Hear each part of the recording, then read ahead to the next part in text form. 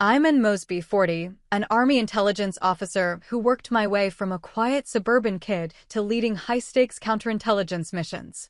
For years, I showed up for my family, time, money, loyalty, while staying silent about what my service actually demanded. But when my father dismissed me, out loud, at a formal recognition ceremony, and a 4-star general stepped in to correct him, I drew a line that changed everything. Have you ever been minimized or blindsided by someone you've backed your whole life? Tell me your story in the comments. You're not the only one. Before I dive in, tell me where you're watching from. And if you've ever had to stand up for yourself after being written off, tap like and subscribe for more grounded, first-person stories about boundaries and self-respect. What came next might surprise you. I learned early that my father's approval was currency I could never quite earn, no matter how perfectly I stacked the coins. Growing up in our suburban house with its pristine lawn and American flag hanging from the front porch, I understood that achievement was expected, not celebrated.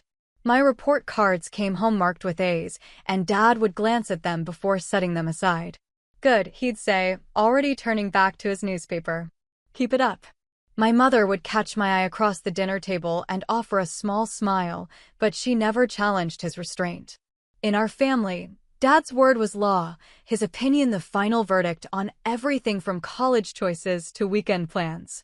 When I made honor roll for the 3rd consecutive semester, he nodded once and mentioned that my cousin Sarah had just gotten into pre-med at Johns Hopkins.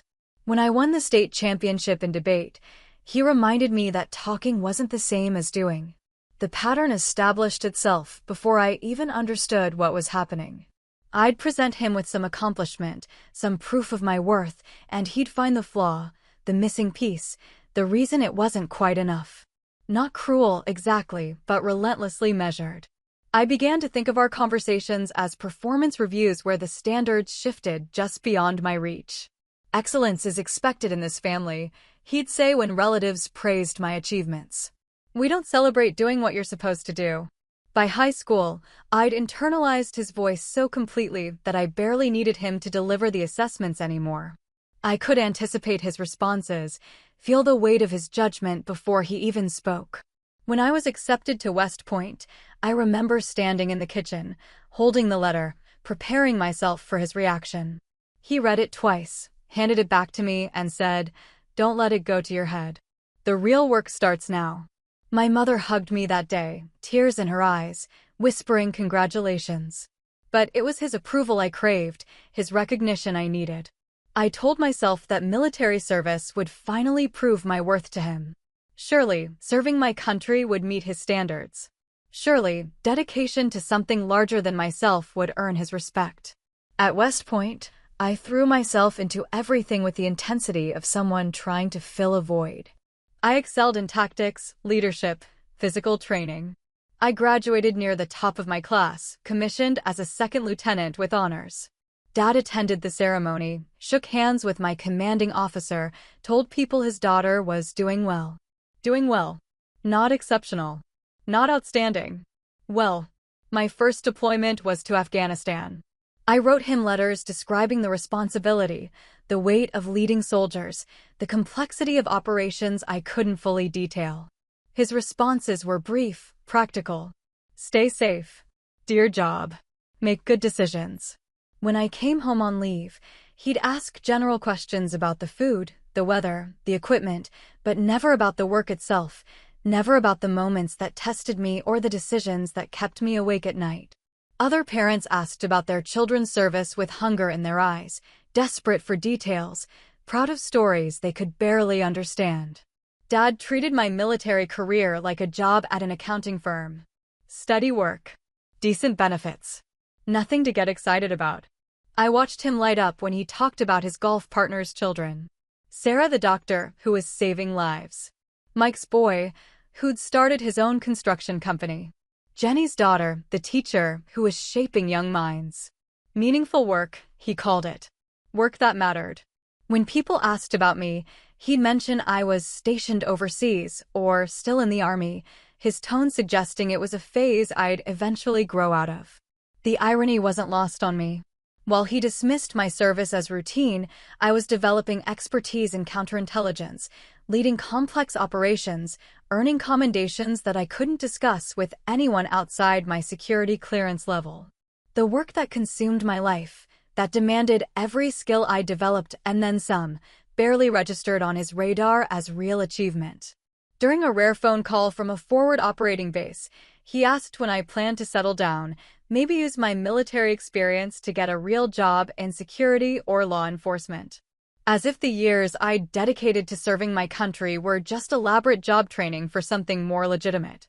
I remember holding the satellite phone, staring out at the Afghan mountains, wondering how to explain that this was my real job, that the responsibility I carried was more significant than he could imagine. My promotions came regularly. Captain, then major, each advancement accompanied by increased responsibility and respect from my colleagues. But when I called home with the news, Dad's responses remained consistent. Good for you. Don't let it go to your head. He seemed more interested in telling me about his neighbor's promotion at the insurance company, a position that came with a company car and better health benefits. I began to understand that in his mind, I was still the little girl trying too hard to impress him, still chasing validation for achievements he couldn't quite bring himself to acknowledge. The uniform, the rank, the security clearance, the classified operations, none of it translated into the kind of success he could brag about at the country club or the Legion Hall. The distance between us grew with each deployment, each promotion, each mission I couldn't discuss. I stopped calling as frequently, stopped sharing details about my career progression. What was the point? He'd already decided what my service meant, and no amount of evidence would change his assessment.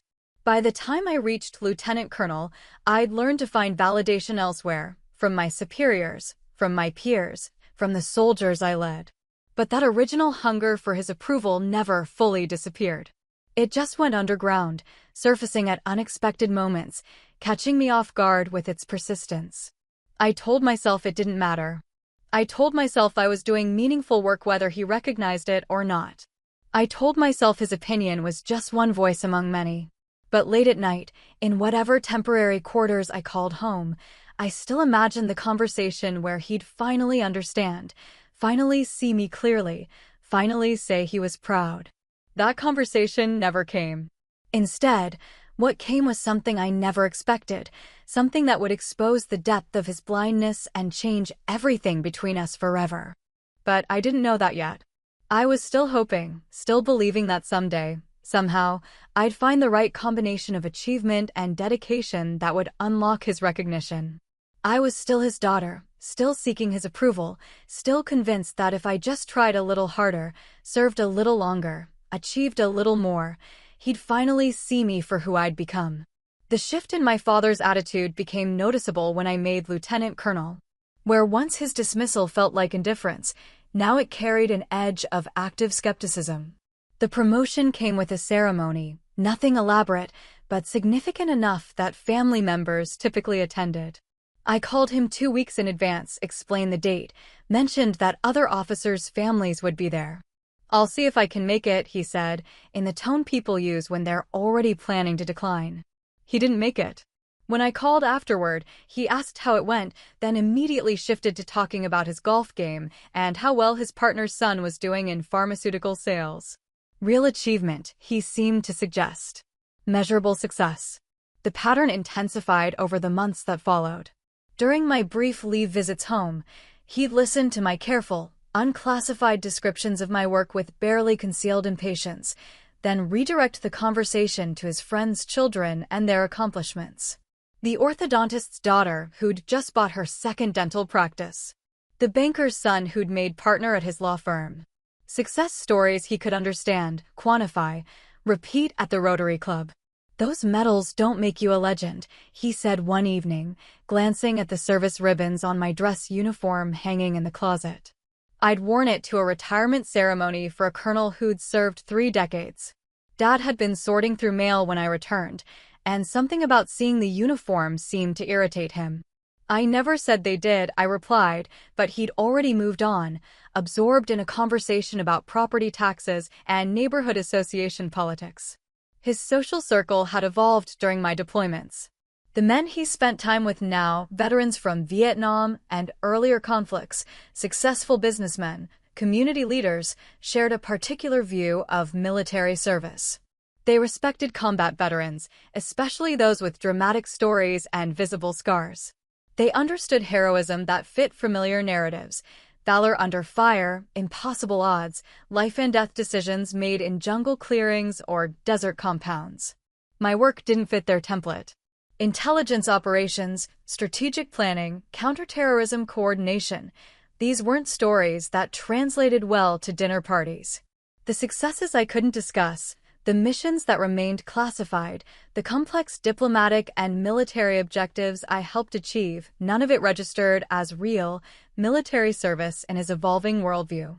"She's still over there doing her thing," he'd tell people who asked about me, his tone suggesting mild bewilderment at my career choices. Paperwork, mostly. Administrative stuff. The characterization stung because it was so fundamentally wrong, yet I couldn't correct it without violating operational security. I couldn't explain that my administrative stuff involved coordinating with special operations units, analyzing threats that could affect thousands of lives, or developing strategies that influence policy at the highest levels of government. During one particularly frustrating conversation, he mentioned a neighbor's son who'd recently returned from a deployment as a staff sergeant in the infantry. "Now that's real soldiering," Dad said with more enthusiasm than he'd ever shown for my career. Ground combat. Life on the line. That boy's got stories. I wanted to explain that military service takes many forms, that strategic operations and ground combat are both essential, that the missions I supported often involved the same risks and demanded the same courage as direct engagement. But he'd already formed his opinion. In his mind, I was an officer who worked behind desks while real soldiers faced danger. His friends reinforced this perspective. They'd grown up on World War II movies and Vietnam memoirs, stories of clear enemies and dramatic firefights.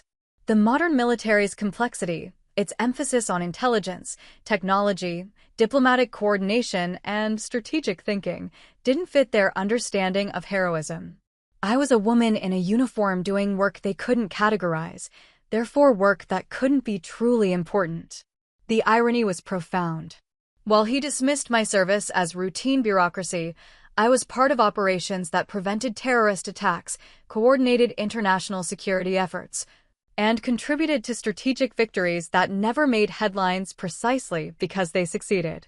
The absence of drama, the lack of publicized heroics, was often the mark of missions accomplished successfully. I tried different approaches to bridge the gap. I spoke about leadership challenges, the responsibility of commanding personnel, the satisfaction of training effective teams. He'd nod politely, then change the subject to his golf partner's son, who'd just opened a successful restaurant franchise. Tangible achievement. Profit margins and expansion plans. The breaking point came during a family barbecue when his friend Bob started talking about his nephew, a Marine who'd done 2 tours in Iraq. Dad listened with genuine interest, asked detailed questions, expressed real admiration.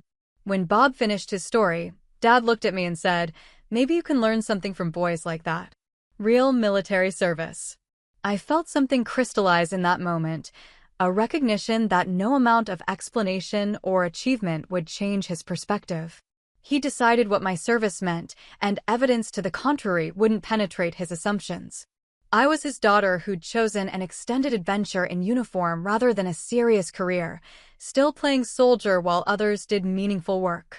The conversation that evening convinced me that his dismissal wasn't just ignorance, it was willful blindness. He constructed a narrative about military service that excluded my experience, and maintaining that narrative was more important than understanding his daughter's actual contributions. I stopped trying to explain after that. When he asked about my work, I gave brief, generic responses. When he compared me unfavorably to other people's children, I nodded and changed the subject.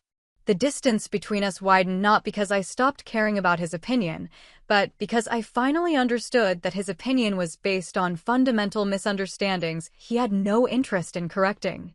What I didn't know was that this willful ignorance would eventually expose him publicly, in a way that would force him to confront the gap between his assumptions and reality. That reckoning was coming, though neither of us could see it approaching. For now, I simply endured his dismissal, focused on my actual responsibilities, and tried to find peace with the fact that my father would never understand the daughter he'd raised or the service member she'd become. The invitation arrived on official letterhead, thick paper with embossed seals that immediately caught my attention. The ceremony was being held to recognize military personnel who had demonstrated exceptional service in counterintelligence operations. I read the formal language twice, understanding that this wasn't routine recognition. This was acknowledgement of work that typically remained invisible. I called my parents that evening, explaining that I'd been selected for a significant honor and would be recognized alongside other officers and senior enlisted personnel. The ceremony would be formal, attended by high-ranking officials and family members. I mentioned that spouses, children, and parents were specifically invited. "We'll see," Dad said, which had become his standard response to military events. "Depends on what else is going on." 3 days before the ceremony, I called again to confirm their attendance. Mom answered and said they'd discussed it, but Dad wasn't sure the drive was worth it for another military thing. I felt the familiar tightness in my chest, but kept my voice steady. "It would mean a lot to have you there," I said. "We'll try," she replied, but her tone suggested the decision had already been made. They came. I saw them arrive as I was checking in with the protocol officer, Dad in his best suit, Mom in the dress she wore to church. Relief flooded through me, followed immediately by anxiety. Would he understand the significance of this recognition? Would he finally see that my service had meaning beyond his narrow definitions? The venue was impressive, a military facility with polished floors and flag displays, filled with dress uniforms and civilians in formal attire. Other honorees moved through the crowd with their families, everyone speaking in the subdued tones that military ceremonies inspire. I introduced my parents to colleagues, watched Dad shake hands and make polite conversation. The ceremony began with the usual protocols: presentation of colors, national anthem, invocation. I stood with the other honorees in the front section, aware that my parents were somewhere behind me in the audience. The presiding officer, a 2-star general, began explaining the nature of the recognition, the classified work that couldn't be detailed publicly, the strategic importance of intelligence operations in modern military doctrine. "The men and women being honored today have served with distinction in roles that demand exceptional skill, judgment, and dedication," the general said. "Their work often goes unrecognized because success in their field means threats are neutralized before they become public knowledge." I felt a moment of hope. Maybe this explanation would help Dad understand that my service had significance even if he couldn't see dramatic battlefield stories or quantifiable results. The ceremony proceeded through individual recognitions. Each honoree's name was called, their rank announced, and a brief, necessarily vague, description of their contributions was read. When my turn came, I walked to the front, stood at attention while the citation was read, accepted the medal and certificate, and returned to my seat. That's when I heard him. "Only legends are invited, not you." The words carried across the ceremonial quiet, spoken loudly enough that multiple people turned to look. I felt heat rush to my face, the immediate shame of public humiliation mixed with disbelief that he would choose this moment, this place, to voice his dismissal. I turned and saw him standing near the back, addressing me directly, his voice cutting through the respectful atmosphere like a blade. Other family members looked uncomfortable, some shocked. Officers and senior enlisted personnel stared, clearly wondering what would prompt such a statement at a recognition ceremony. My first instinct was to shrink, to step back and disappear, to minimize the scene he was creating. The mortification was complete, humiliated in front of colleagues, superiors, and peers by my own father's public dismissal of my service. I wanted to find the nearest exit, to escape the stares and whispered conversations that would inevitably follow. But before I could move, a figure stepped forward from the front row. For stars gleamed on his shoulders, a rank that commanded immediate attention from everyone in the room.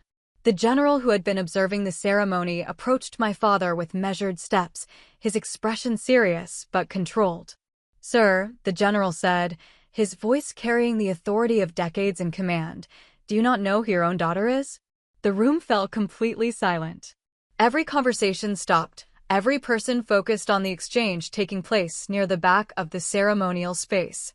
Dad looked suddenly uncertain, no longer the confident critic who had just dismissed my achievements. The general continued, his voice clear enough for most of the audience to hear. Your daughter has served with distinction in operations that have prevented terrorist attacks on American soil. She has coordinated intelligence efforts that have saved countless lives.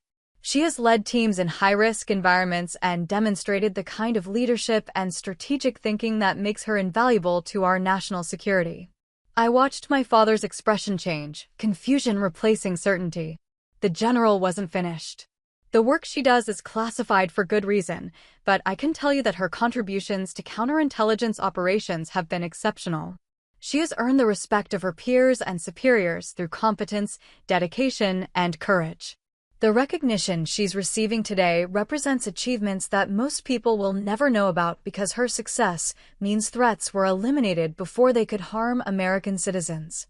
The silence stretched.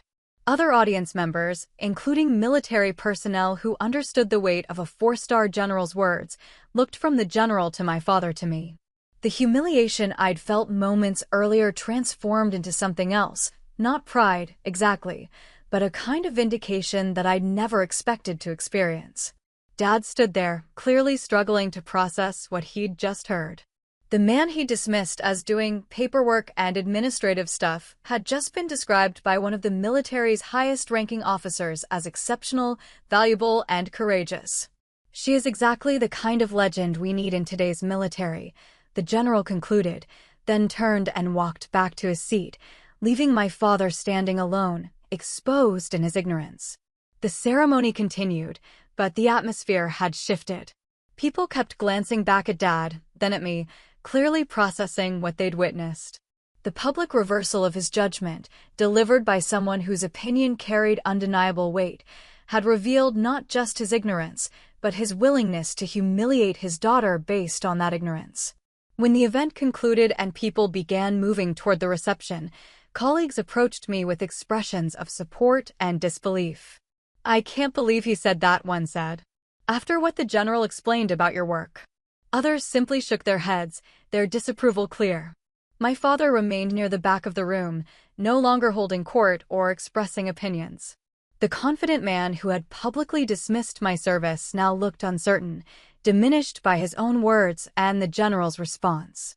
Mom approached me first, tears in her eyes, and whispered an apology I wasn't sure she had the right to make on his behalf. The ceremony that was supposed to recognize my service had become something else entirely, a public revelation of my father's blindness and my actual worth, witnessed by the very community whose respect I'd earned through years of dedicated service. The drive home from the ceremony passed in uncomfortable silence. I followed my parents' car to their house, my mind replaying the general's words and the expressions on people's faces. The weight of public vindication mixed with the sting of having needed it in the first place. By the time we reached their driveway, I still wasn't sure what I wanted to say. Dad went straight to his study when we got inside, closing the door behind him. Mom hovered in the kitchen, making coffee no one wanted, her movements nervous and apologetic. I sat at the dining room table where I'd done homework decades earlier, trying to process what had happened. "He didn't know," Mom said finally, setting down a cup I hadn't asked for. "About your work, I mean. He really didn't understand." "That was obvious," I replied, not unkindly but without softening the reality. She sat across from me, hands wrapped around her own cup. "He's proud of you. He just doesn't know how to show it." The familiar excuse hung between us. How many times had I heard variations of this explanation over the years? He's proud but doesn't show it. He cares but expresses it differently. He means well but struggles with emotions. The litany of justifications that had trained me to accept his dismissal as a form of love I was supposed to decode. Being proud and publicly humiliating someone are different things, I said. She had no answer for that. We sat in the quiet house, listening to the grandfather clock tick in the hallway and the muffled sounds of Dad moving around in his study. I wondered what he was doing in there, whether he was processing the general's words or finding ways to minimize their significance. My phone buzzed with text messages from colleagues who'd been at the ceremony. Expressions of support, invitations to dinner, affirmations of respect that felt both gratifying and necessary. The military community had witnessed my father's dismissal and the general's defense, and their response was unambiguously supportive. They understood what my work meant, even if they couldn't know the details. Colonel Martinez, my immediate superior, had pulled me aside after the ceremony. That was completely inappropriate, she'd said, referring to Dad's outburst. But I'm glad people heard what the general said about your contributions. Maybe more people need to understand what modern military service actually looks like. She was right. The incident had inadvertently highlighted how little civilians understood about contemporary military operations, especially the intelligence and strategic work that happened away from traditional combat zones. My father's ignorance wasn't unique. It reflected broader misunderstandings about what military service involved in the 21st century. But knowing that didn't diminish the personal impact. This wasn't about public education or civilian-military relations. This was about my father's willingness to humiliate his daughter based on assumptions he'd never bothered to examine. The study door opened, and Dad emerged looking older than he had that morning. He walked to the kitchen, poured himself coffee, then came to the dining room and sat down without making eye contact. "I didn't know about your work," he said finally. "You never asked." I thought. He stopped, started again. "I thought you were doing support work. Administrative things." "You thought wrong." The conversation felt fragile, like we were negotiating around something that might shatter if we applied too much pressure. But I was tired of protecting his feelings at the expense of my dignity. "That general," Dad said, "he seemed to know you personally. We've worked together. He's familiar with my record. He said you prevented terrorist attacks. I can't discuss operational details. You know that." Dad nodded, though I wasn't sure he'd ever really understood the constraints of security clearances. For him, work was something you talked about over dinner, something you explained to neighbors, something you could brag about or complain about freely. The classified nature of my responsibilities had always been abstract to him. "I wish you could have told me," he said. The statement revealed so much about his perspective, the assumption that my failure to explain was the problem, not his failure to respect what I couldn't explain. Even now, faced with evidence of his misjudgment, he was framing it as a communication issue rather than a failure of trust and support. "I told you everything I could," I said. "I told you I was serving my country, taking on responsibility, working with dedicated people on important missions. You dismissed all of it because it didn't fit your idea of what military service should look like." The words hung between us, harder than I'd intended, but not harder than they needed to be. This wasn't just about today's humiliation, it was about years of subtle dismissal, of comparisons to other people's children, of feeling like my service was a phase I'd eventually outgrow rather than a calling I'd embraced. "I'm sorry," he said, the words quiet but clear. "For what, specifically?" "For what I said today. For embarrassing you." It was a start, but it wasn't enough. The apology addressed the symptom, not the disease. The public humiliation was just the most visible manifestation of a deeper problem, his inability to value my choices, my service, my dedication to something larger than myself. "I need time to think," I told him, "about how we move forward from here." Mom looked stricken, as if I'd threatened to disappear forever. But Dad seemed to understand that the damage wasn't something that could be repaired with a simple apology. The general's words had exposed not just his ignorance, but the years of dismissal that had led to today's confrontation. I finished my coffee and prepared to leave. The ceremony that morning felt like it had happened weeks ago rather than hours. I was the same person who'd been recognized for exceptional service, but the family dynamic that had shaped my entire relationship with achievement had shifted irrevocably. As I drove back to my temporary quarters, I realized that the general's defense, while gratifying, had also clarified something important. I no longer needed my father's approval to validate my choices. The respect of my colleagues, the recognition of my superiors, and my own knowledge of my contributions were sufficient. The question now wasn't whether Dad would finally understand my worth, it was whether I was willing to keep trying to earn something that should have been freely given years ago. The days following the ceremony brought an unexpected clarity about family dynamics I'd accepted for years. I returned to duty with a strange sense of lightness, as if some weight I'd carried unconsciously had finally been lifted. The general's public defense had done more than vindicate my service. It had freed me from the exhausting pursuit of approval that would never come. My phone showed several missed calls from home, but I didn't return them immediately. I needed space to process what had happened and decide how to respond. The military has a useful concept called after-action review, analyzing what went right, what went wrong, and what lessons should be applied going forward. I applied that framework to my relationship with my father. What went right? I'd served my country with distinction, earned the respect of my colleagues, and contributed meaningfully to national security. What went wrong? I'd spent years trying to earn recognition from someone who was fundamentally unable to provide it. What to apply going forward? I needed to stop making his approval a condition of my self-worth. The realization was both liberating and painful. Liberating because it freed me from an impossible standard. Painful because it meant acknowledging that the father-daughter relationship I'd always wanted might never exist. Colonel Martinez called me into her office 3 days later. "That was quite a scene at the ceremony," she said, but her tone was supportive rather than critical. "The general mentioned that he'd known about your work for some time and was glad to finally speak publicly about your contributions." "I appreciate his support," I said. "He also mentioned that family relationships can be complicated when your work requires security clearances. Some people struggle to respect what they can't understand." It was a diplomatic way of addressing what everyone had witnessed. Military families often dealt with the challenge of supporting careers they couldn't fully comprehend, work that required discretion and sacrifice, but offered little public recognition. "I've been thinking about boundaries," I said. "Professional ones, but also personal ones." Colonel Martinez nodded. "That's often necessary. Not everyone in your life will understand or support your choices. Part of leadership is knowing when to seek approval and when to proceed based on your own judgment." The conversation helped me articulate something I'd been feeling. My father's opinion had become a distraction from my actual responsibilities.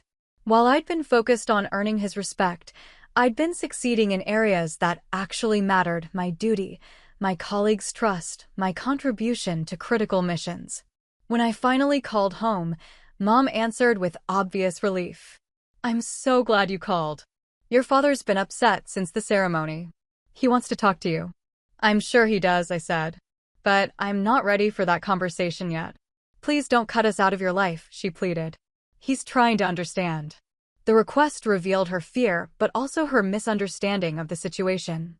I wasn't cutting anyone out. I was simply refusing to center my life around someone else's approval. There's a difference between maintaining family relationships and subordinating your dignity to maintain family peace. "I'm not cutting anyone out," I explained. "But I'm also not going to pretend that what happened was just a misunderstanding." It was a pattern that came to a head publicly. Over the following weeks, Dad made various attempts at reconciliation. Flowers delivered to my office. A card expressing pride in my service. Phone messages suggesting we get together to talk. Each gesture felt like damage control rather than genuine change, efforts to repair the immediate crisis without addressing the underlying issues. I responded minimally but not hostilely. Thank you notes for the flowers. Brief acknowledgments of his messages. Polite but reserved responses that maintained connection without rewarding behavior that had taken years to develop and wouldn't disappear overnight. The shift in dynamic became apparent during a family gathering several weeks later. Extended relatives who'd heard about the ceremony through family networks treated me differently, with curiosity about my work, respect for my service, questions that suggested genuine interest rather than polite conversation. Dad participated in these conversations, but tentatively, no longer holding forth with authority about military service or career choices. When someone asked about my recognition, he deferred to me rather than offering his own interpretation. The confident dismissal that had characterized our interactions for years was replaced by uncertainty. "Your father's been reading about intelligence operations," Mom told me privately during that gathering. "Articles about counterterrorism, books about modern warfare. I think he's trying to understand." The effort was noteworthy, but it also highlighted how little he'd known about my actual work. He'd spent years forming opinions about my career without basic knowledge about what that career involved. The reading was a start, but it couldn't undo the years of dismissal or the public humiliation that had exposed his ignorance. I began to understand that the real change wasn't whether Dad would finally respect my service. It was my own liberation from needing that respect to feel complete. The general's words had been powerful not because they convinced my father, but because they confirmed what my colleagues and I already knew: my work had value independent of his approval. This shift affected how I approached family interactions going forward. I participated in conversations without the underlying tension of seeking validation. I shared what I could about my work without frustration at his inability to fully understand it. I maintained relationships without subordinating my self-worth to others' opinions. The boundary I'd established wasn't a wall, it was a recognition that some people in your life will support your choices, some will question them, and some will never fully understand them. The key is knowing which reactions matter and which ones you can acknowledge without internalizing. My father's journey toward understanding my service would continue, but it was no longer my responsibility to guide that process or wait for its completion to feel proud of my contributions. I'd spent too many years seeking his approval to waste more time resenting its absence. The ceremony had ended one chapter of our relationship and begun another, one where mutual respect would need to be earned rather than assumed, where my achievements stood on their own merit, and where his opinion was just one voice among many rather than the ultimate measure of my worth. 6 months after the ceremony, something interesting began happening to my father's social standing. The story of his public confrontation with a 4-star general had spread through his social circles, but not in the way he might have hoped. Instead of sympathy for a misunderstood parent, people seemed to view the incident as evidence of poor judgment and disrespect for military service. Bob, his golf partner who'd previously regaled the group with stories of his Marine nephew, mentioned during one of their regular games that he'd heard about the ceremony. "Hell of a thing," Bob said, according to Mom's later account. "Having a 4-star dress you down in public like that makes a man wonder what he was thinking."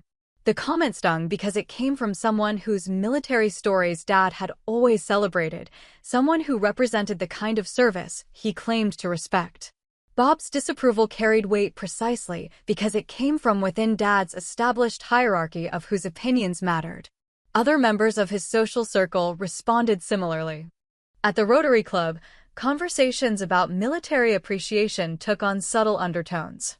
When Dad tried to contribute to discussions about supporting veterans, people listened politely but without the deference he'd previously commanded. His authority on military matters, never formally established but socially accepted, had been publicly undermined. The shift wasn't dramatic or cruel, but it was unmistakable. People who'd previously sought his opinions on various topics began looking elsewhere for guidance.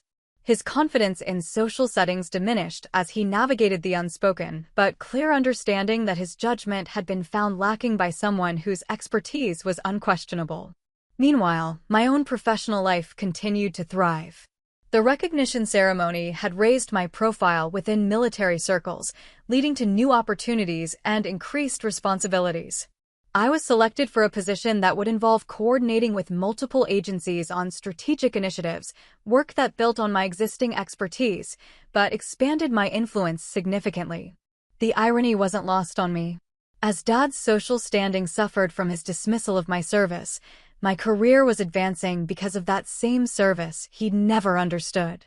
The gap between his perceptions and reality had been exposed not just to our family, but to the communities that shaped his identity.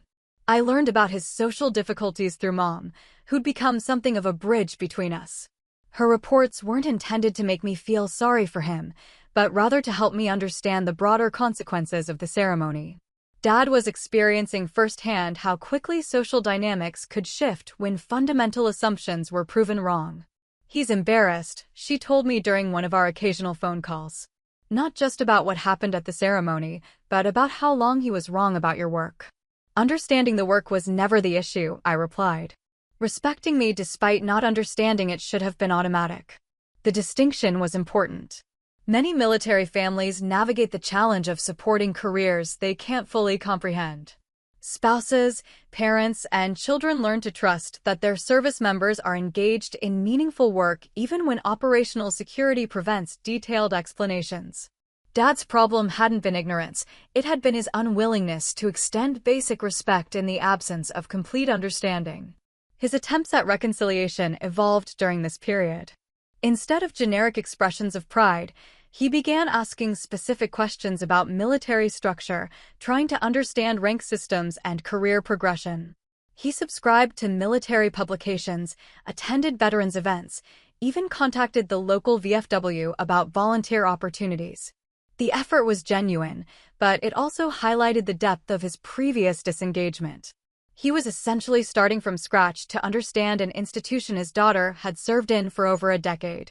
The learning curve was steep, and the humility it required was clearly difficult for someone who'd prided himself on authoritative opinions. I watched this process with mixed emotions. Appreciation for his belated effort. Frustration that it had taken public embarrassment to motivate change. Sadness that we'd lost years to his stubborn assumptions. But also a growing sense of my own independence from the outcome. Whether Dad eventually developed genuine understanding of military service mattered less than my own clarity about the value of my work. The general's defense had been validating, but the real transformation was internal, my recognition that seeking approval from someone unwilling to grant it was a form of self-sabotage. My colleagues had noticed the change in my demeanor. "You seem more settled," Colonel Martinez observed during a routine evaluation. "More confident in your own assessment of situations." She was right. Without the constant background noise of seeking external validation, I could focus more completely on the work itself. The professional recognition continued. I was invited to brief senior leadership on strategic initiatives, consulted on policy development, asked to mentor junior officers navigating their own career paths. These opportunities came not because I'd finally earned my father's approval, but because I'd demonstrated confidence over years of dedicated service. Dad's social rehabilitation was slower and more complicated. Some relationships recovered as people recognized his efforts to understand his mistake. Others remained cool, particularly among veterans who viewed his public dismissal of military service as fundamentally disrespectful. He was learning that reputations, once damaged, require time and consistent behavior to repair. The country club conversations that had once revolved around his confident opinions now proceeded without his central participation. He attended events, maintained friendships, participated in activities, but from a more humble position. The authority he'd wielded through force of personality had been replaced by the need to rebuild credibility through demonstrated understanding. I found myself feeling neither satisfaction nor sympathy about his changed circumstances. His social difficulties were the natural consequence of his own choices, but they weren't my primary concern. I'd moved beyond the need for his social validation or his social suffering to somehow balance the scales of our relationship. What mattered was that I was finally free from the exhausting cycle of seeking approval that would never satisfy either of us. He could continue his journey toward understanding my service, or not. He could rebuild his social standing, or not. He could develop genuine respect for military families, or not. Those outcomes would affect him more than me. The distance I'd established wasn't punitive, it was protective. I maintained cordial contact, participated in family events, and responded to his efforts at reconciliation with appropriate recognition.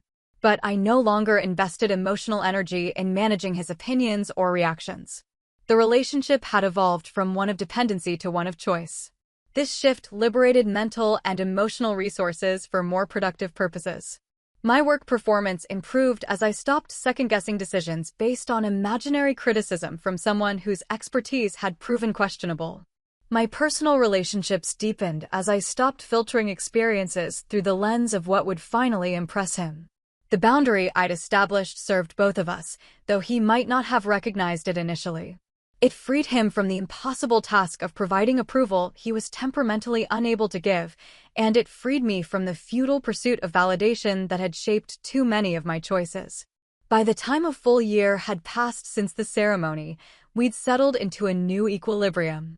Dad's social difficulties had largely resolved as people moved on to other topics, and his consistent efforts to understand military service gradually restored some respect.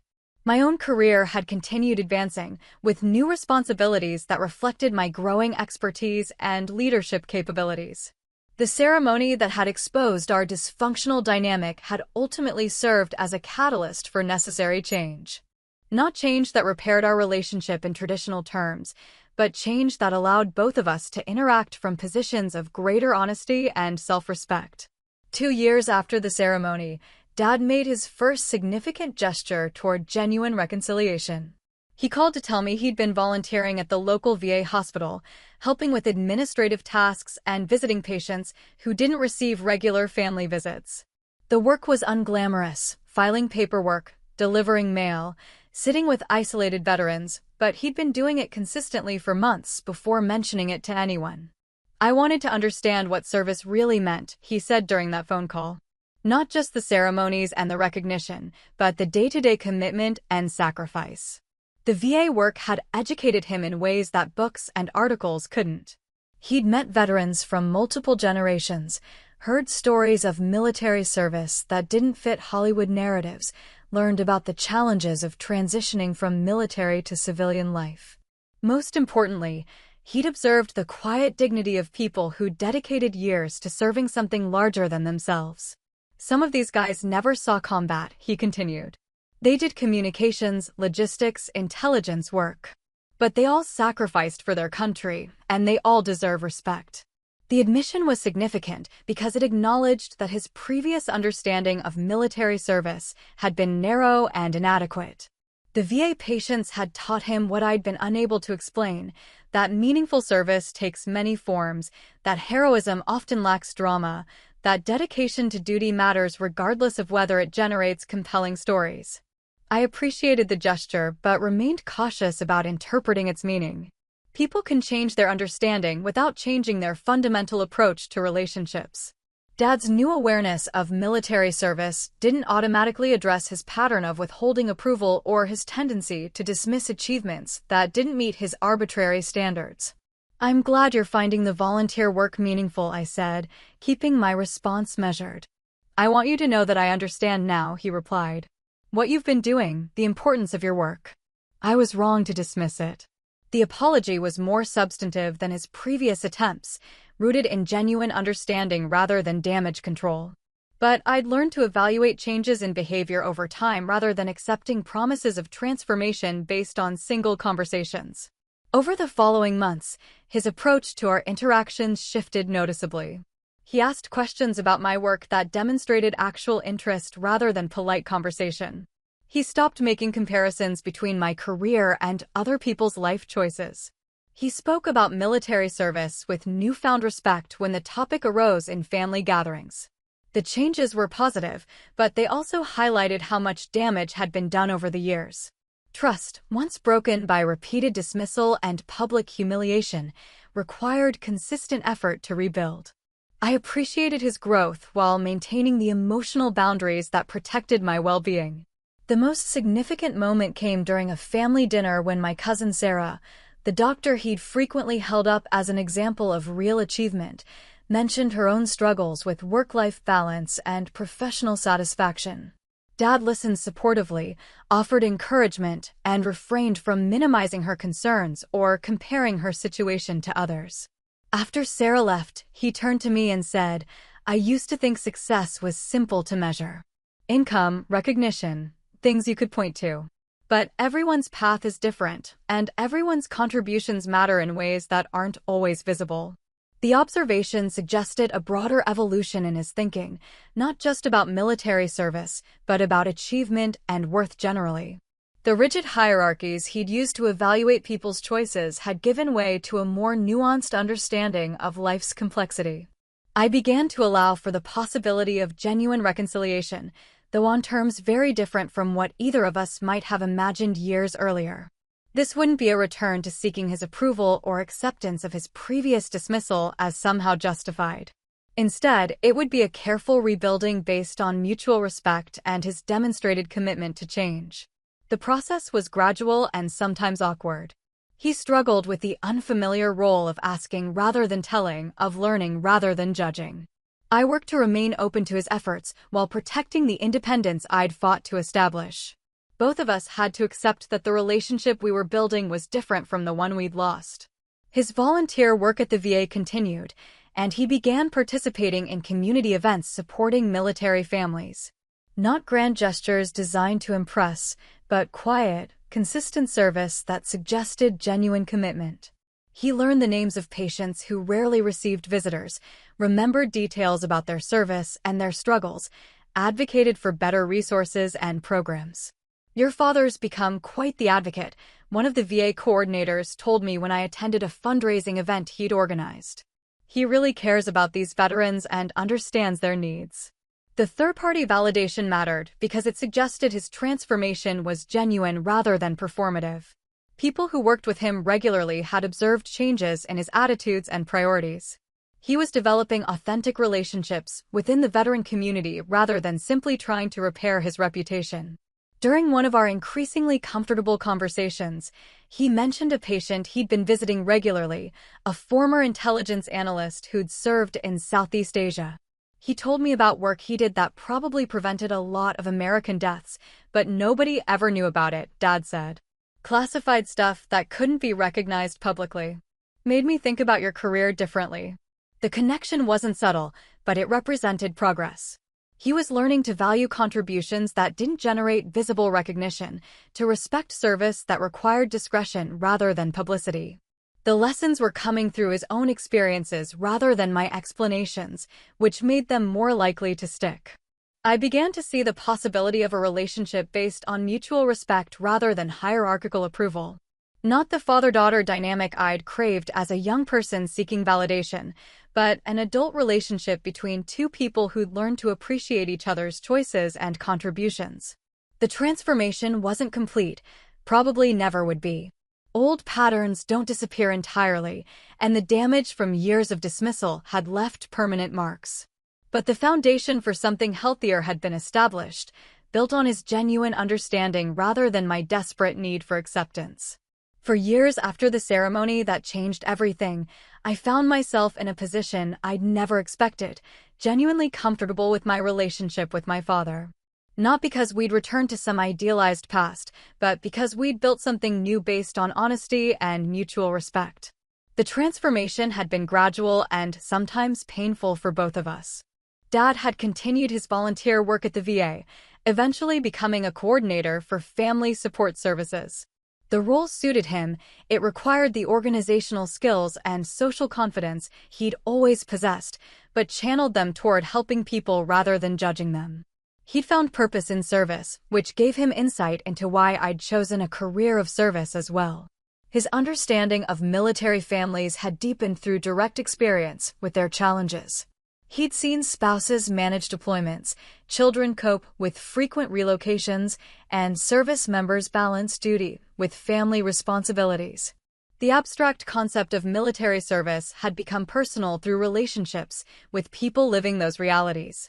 "I met a woman yesterday whose daughter is deployed with a cyber warfare unit," he told me during one of our now regular phone calls. "She said she doesn't understand the technical work, but she's proud of her daughter's dedication and expertise." Made me realize that understanding the details isn't as important as trusting the person. The observation represented a fundamental shift in his thinking. For years, he'd withheld respect until he could fully comprehend and evaluate my work. Now he understood that trust and support could exist even in the absence of complete understanding. Military families learned this lesson by necessity. We'd simply taken longer to reach that insight. My own career had continued progressing during this period. I'd been promoted to colonel, assigned to increasingly complex strategic roles, and asked to lead initiatives that drew on my expertise in counterintelligence and international security cooperation. The work was demanding but deeply satisfying, representing the culmination of years of experience and professional development. Dad attended my promotion ceremony, and the contrast with that humiliating recognition event years earlier was striking.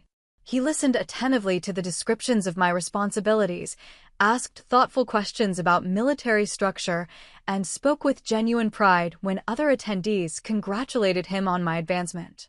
No dramatics, no public pronouncements, just quiet dignity and appropriate respect.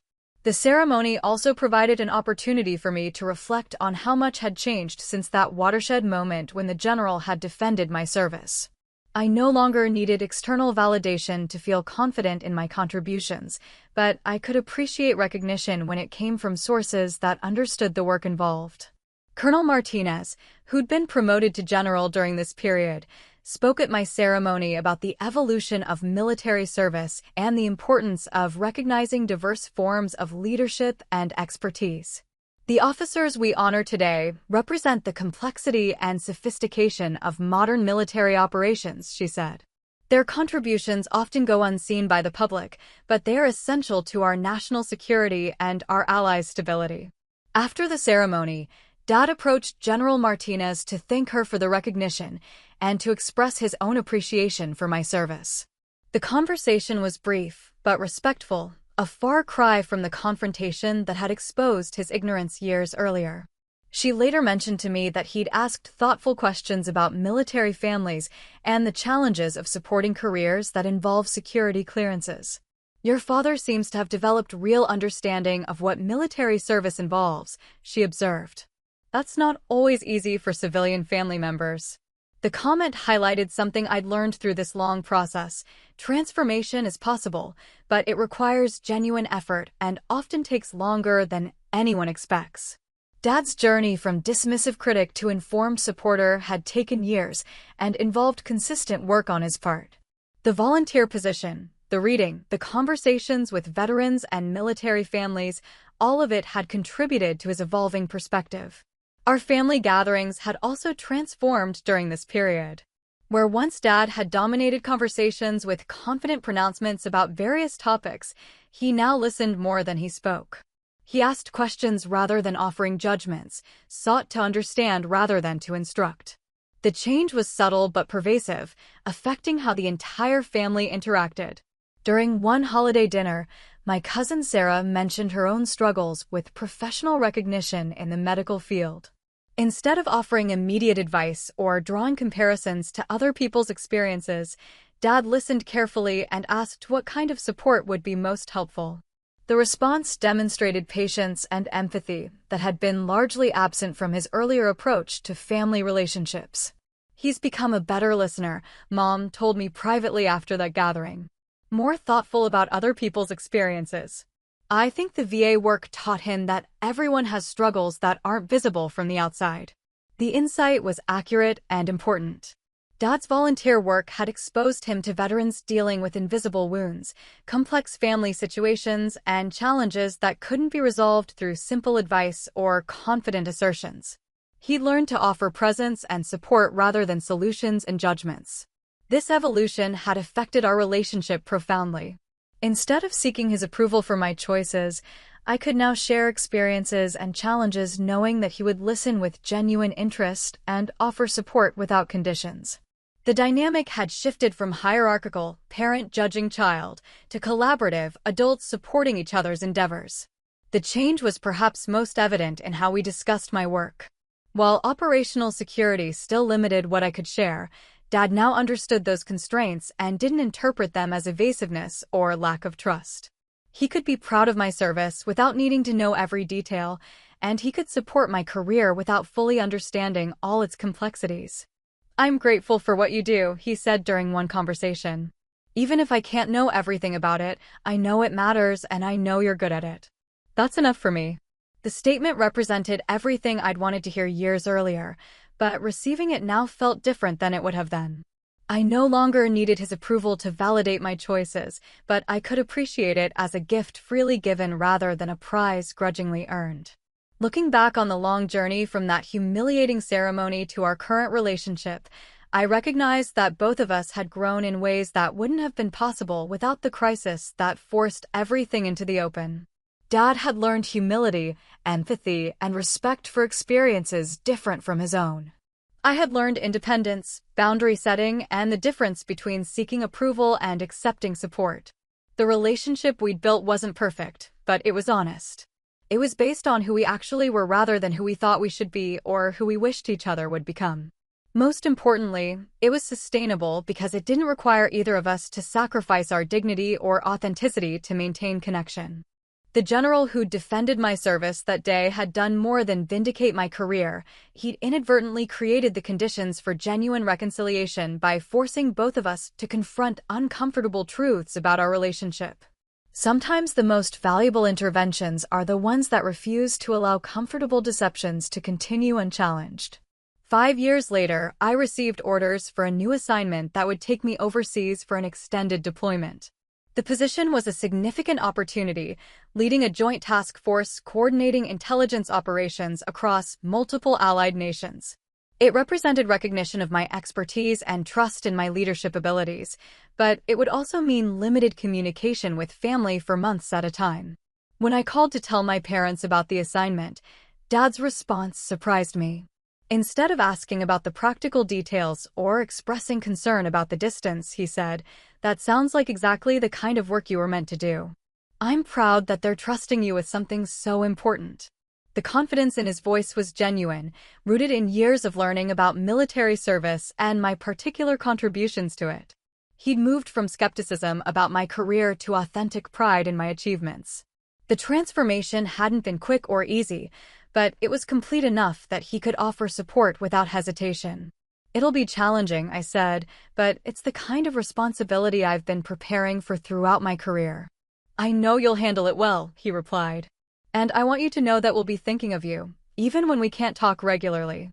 The conversation continued for another 20 minutes, with him asking thoughtful questions about the deployment timeline and expressing genuine interest in the strategic importance of international intelligence cooperation. He didn't push for details I couldn't share, didn't minimize the complexity of the work, and didn't suggest that maybe it was time to consider civilian careers with more predictable schedules. Before the deployment, we had dinner together, just the two of us. Something that rarely happened during my childhood, but had become more common as our relationship improved. He'd chosen a quiet restaurant where we could talk without interruption, and I could see he'd prepared for the conversation. "I want to apologize again," he said after we'd ordered. "Not just for what happened at that ceremony, but for all the years before it. I dismissed your service because I didn't understand it, but I should have trusted your judgment and supported your choices regardless. We've been through this," I said gently. "You've already apologized, and you've shown through your actions that you've changed. I know, but I'm realizing as you're about to deploy again that I wasted years of your career being proud of the wrong things and critical of the right ones. You could have used a father who supported your ambitions instead of questioning them." The regret in his voice was real, but I'd moved beyond needing him to carry that guilt. "We both made mistakes," I said. "I should have set boundaries earlier instead of trying to earn approval that wasn't going to come. But we figured it out eventually." He nodded, then pulled a small wrapped package from his jacket pocket. "I wanted to give you this before you leave." Inside was a simple silver compass, engraved with the inscription, "To my daughter, thank you for your service and your patience. Love, Dad." The gift was thoughtful without being overly sentimental, practical while acknowledging the personal significance of the moment. It represented his understanding that my deployment would involve navigation, both literal and metaphorical, and his confidence that I was equipped for the challenges ahead. "I'll carry it with me," I said, "and mend it." During the deployment, our communication was necessarily limited, but the messages we exchanged carried a warmth and mutual respect that hadn't existed during my earlier overseas assignments. He sent brief emails updating me on his VA volunteer work and asking general questions about my well-being. I responded with equally brief notes about the climate, the local culture, and the satisfaction of working with international colleagues.